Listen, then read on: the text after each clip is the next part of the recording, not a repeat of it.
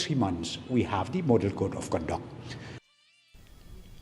Ha ka jingja ka bakong san Menteri Badai Pet ya katanat Food but Civil Supplies but Consumer Affairs uba coming one ulamang lai keluar tingka na kebenta bantai ya ke Skul Government Senior Basic School ka batamai ha menso. Lapan benai ya kini ha kapor radon ke jingpen ha perda ya ke Jingrakhe dap nyopusan Snem Jong kani ke Skul henin ke sengi.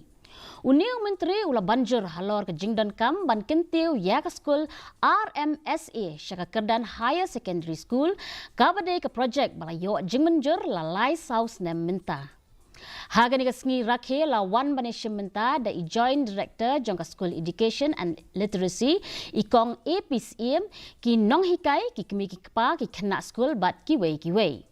Menteri ringkat bat ikong SIM kila lek burom ya ki nong hikai ki bamenta bat iki bala syong thaj ha ka bala pelat pat ba ru ya ikot link kedop bat dap leru ya umot sa ken mau jong ka jingdap nyau pusan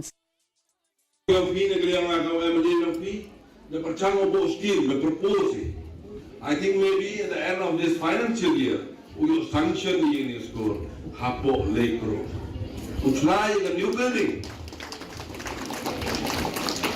Lalu yang department na dem approve, lalu yang ADB na dem approve yung school, sa tango ay nang higit sanction.